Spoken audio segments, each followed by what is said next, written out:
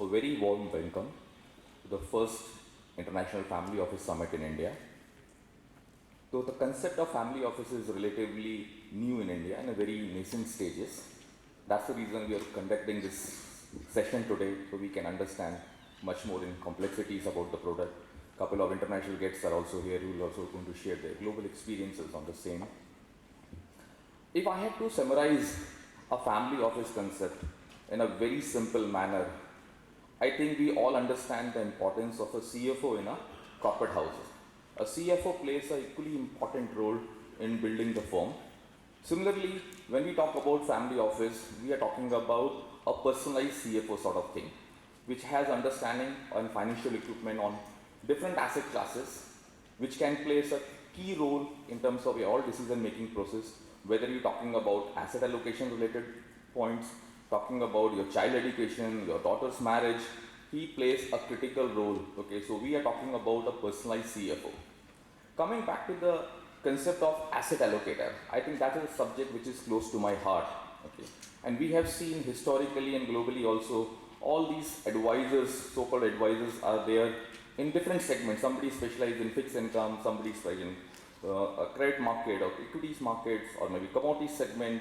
What we are trying to create at Quant is about a global asset allocator model. Our perspective is that if we can bring all asset classes together under one roof, different types of research, so we can take much more better decisions. And frankly speaking, in last 5 years of Quant, we have been very successful in forecasting the global inflection points. And that is the biggest strength we as a firm bring on the table. And this is something I want to spend some time on that. When we talk about, let's say, example we're looking today, maybe hot topic could be gold. Okay. When we're talking about gold, obviously people are depressed right now, what is happening from the international perspective. When we look at the markets, we try to combine our qualitative and behavior analysis of all asset classes put together.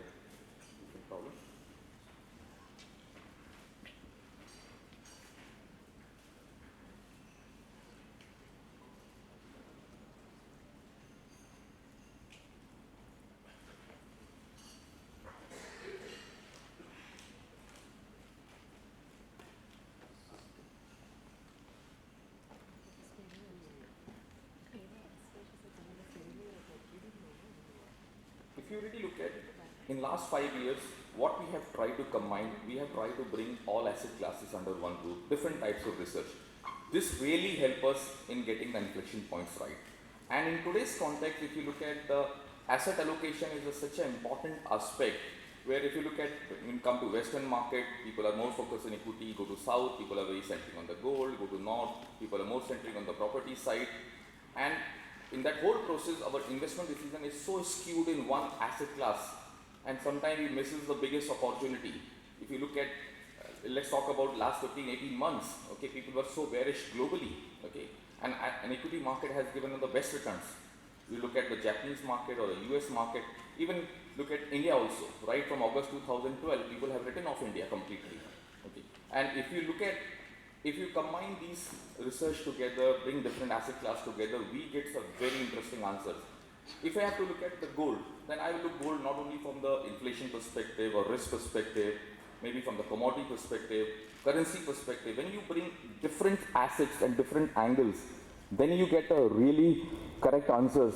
And that is the most important point according to us, and we are revolving our firm evolving into completely and global asset allocator. That's our theme which we have been playing in the markets, and we have been happy to share that we have built our wealth business, which is just hardly 2 years old. We are close to 1,000 odd crores now.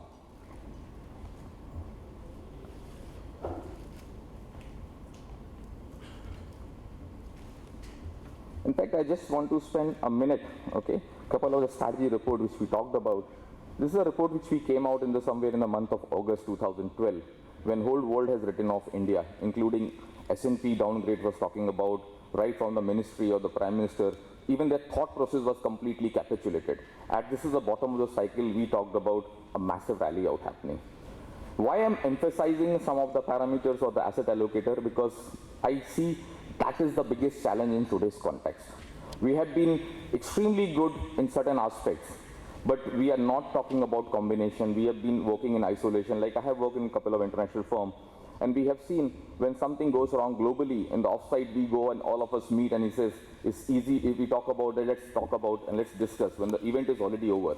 So postmortem analysis is obviously going to be very easy, but there is absolutely no coordination. People work in silos from different asset class perspective, and people have a very skewed approach, and that is something within the quant we have been educating, we have been talking about for last many years, how to change this thing. And this is one of the important aspects when we talk about family offices. The other thing which I have one big concern, the way wealth managers, that whole concept has been so diluted out here. In the name of wealth, people sell mutual funds or the LIC or the most of the insurance policy. We are not really acting as a true wealth advisor. Okay, we all act where we get the highest commissions. That's the way we have very product-centric approach. And that is my biggest worry. It should not happen. A very interesting concept like family also should get lost. I'm very optimistic about this because the number of HNIs which is growing in this country as compared to global markets, we are very, very optimistic about it, and we think we're going to play a very active role. I will not take that much time because a lot of speakers are there.